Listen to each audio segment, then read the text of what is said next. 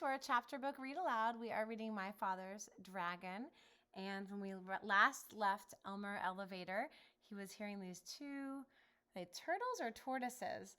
And they are having a chat and trying to put all the pieces of evidence together because some of the animals are noticing that there's some sort of intruder on a wild island. So let's see what's going on here. Chapter 5, My Father Meets Some Tigers. Oh, I should show you the illustration before we begin so you can see the setting, the landscape that Elmer finds himself in. The river was very wide and muddy, and the jungle was very gloomy and dense. The trees grew close to each other, and what room there was between them was taken up by great high ferns with sticky leaves. My father hated to leave the beach, but he decided to start along the riverbank, where at least the jungle wasn't quite so thick. He ate 3 tangerines, making sure to keep all the peels this time and put on his rubber boots. My father tried to follow the riverbank, but it was very swampy, and as he went farther, the swamp became deeper. When it was almost as deep as his boot tops, he got stuck in the oozy, mucky mud. My father tugged and nearly pulled his boots right off, but at last he managed to wade to a drier place. Here the jungle was so thick that he could hardly see where the river was. He unpacked his compass and figured out the direction he should walk in order to stay near the river. But he didn't know that the river made a very sharp curve away from him just a little way beyond, and so as he walked straight ahead, he was getting farther and farther away from the river. It was very hard to walk in the jungle. The sticky leaves of the ferns caught at my father's hair, and he kept tripping over roots and rotten logs. Sometimes the trees were clumped so closely together that he couldn't squeeze between them and had to walk a long way around. He began to hear whispery noises, but he couldn't see any animals anywhere. The deeper into the jungle he went, the surer he was that something was following him, and then he thought he heard whispery noises on both sides of him, as well as behind. He tried to run, but he tripped over more roots, and the noises only came nearer. Once or twice he thought he heard something laughing at him. At last he came out into a clearing and ran right into the middle of it so he could see anything that might try to attack him. Was he surprised when he looked and saw 14 green eyes coming out of the jungle all around the clearing, and when the green eyes turned into 7 tigers. The tigers walked around him in a big circle, looking hungrier all the time, and then they sat down and began to talk. I suppose you thought we didn't know you were trespassing in our jungle. Then the next tiger spoke.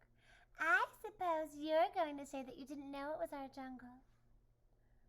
Did you know that not one explorer has ever left this island alive? Said the third tiger. My father thought of the cat and knew that this wasn't true, but of course he had too much sense to say so. One doesn't contradict a hungry tiger. The tigers went on talking in turn. You're our first little boy, you know. I'm curious to know if you're especially tender. Maybe you think we have regular meal times, but we don't. We just eat whenever we're feeling hungry, said the 5th tiger. And we're very hungry right now. In fact, I can hardly wait, said the 6th. I can't wait, said the 7th tiger. Rah! And then all the tigers said together in a loud roar, Let's begin right now! And they moved in closer. My father looked at those 7 hungry tigers, and then he had an idea. He quickly opened his knapsack and took out the chewing gum. The cat had told him that tigers were especially fond of chewing gum, which was very scarce on the island, so he threw them each a piece. But they only growled. As fond as we are of chewing gum, we're sure we'd like you even better. And they moved so close he could feel them breathing on his face. But this is very special chewing gum, said my father. If you keep chewing it long enough, it will turn green. And then, if you plant it, it will grow more chewing gum. And the sooner you start chewing, the sooner you'll have more. The tiger said, Well, you don't say. Isn't that fine? And as each one wanted to be the first to plant the chewing gum, they all unwrapped their pieces and began chewing as hard as they could. Every once in a while, one tiger would look into another's mouth and say, "Nope, it's not done yet." Until finally they were all so busy looking into each other's mouths to make sure that no one was getting ahead, they forgot all about my father.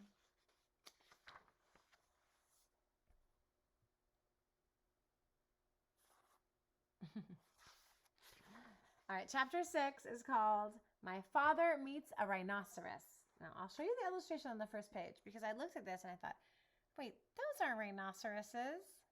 What are those creatures right there? Let's think. My father soon found a trail leading away from the clearing. All sorts of animals might be using it too, but he decided to follow the trail no matter what he met because it might lead to the dragon. He kept a sharp lookout in front and behind and went on. Just as he was feeling quite safe, he came around a curve right behind the two wild boars. One of them was saying to the other, "Did you know the tortoises thought that they saw a monkey carrying his sick grandmother to the doctor's last night, but Monkey's grandmother died a week ago, so they must have seen something else. I wonder what it was." "I told you that there was an invasion afoot," said the other boar, "and I intend to find out what it is. I simply can't stand invasions." "Me neither," said a tiny little voice. Me neither, said a tiny little voice. Me neither. My father knew that the mouse was there too. "Well," said the first boar, "you search the trail up this way to the dragon. I'll go back down the other way to the big clearing, and we'll send Mouse to watch the ocean rocks in case the invasion should decide to go away before we find it." My father hid behind a mahogany tree just in time, and the first boar walked right past him.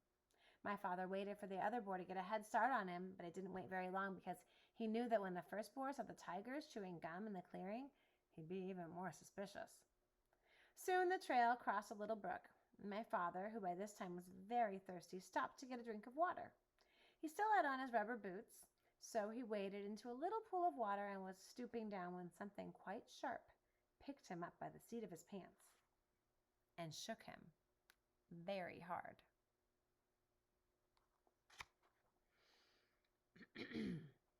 "Don't you know that's my private weeping pool?" said a deep, angry voice.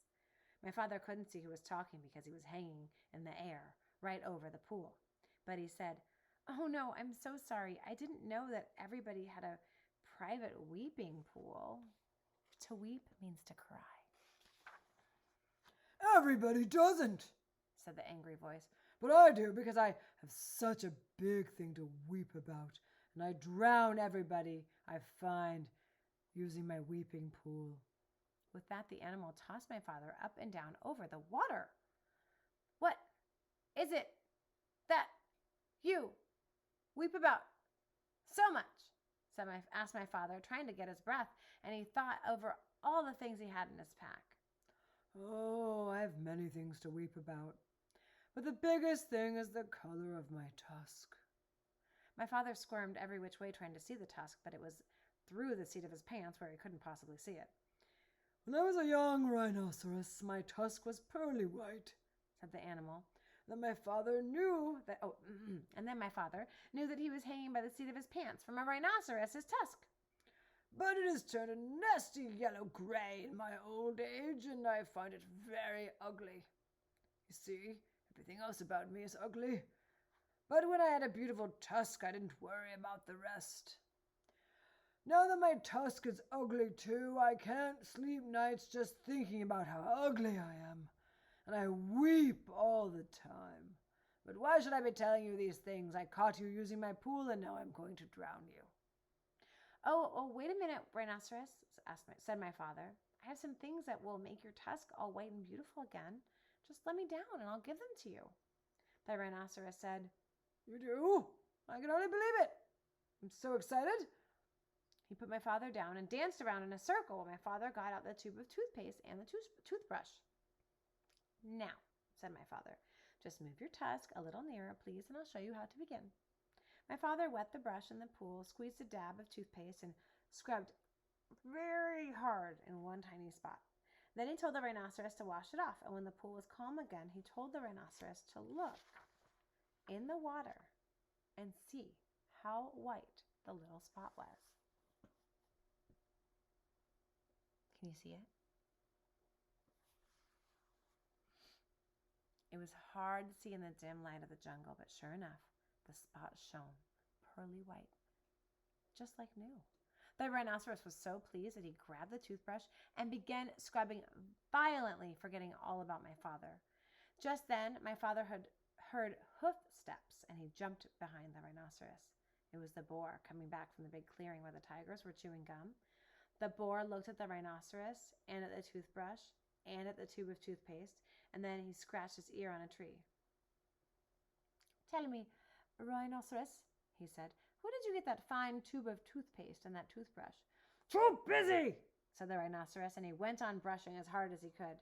The boar sniffed angrily and trotted down the trail toward the dragon, muttering to himself, "Very suspicious.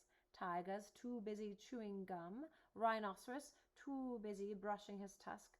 Must get hold of that invasion. Don't like it one bit. Not one bit. It's upsetting everybody terribly. Wonder what it's doing here. Anyway." And you have to find out what happens in the next chapter.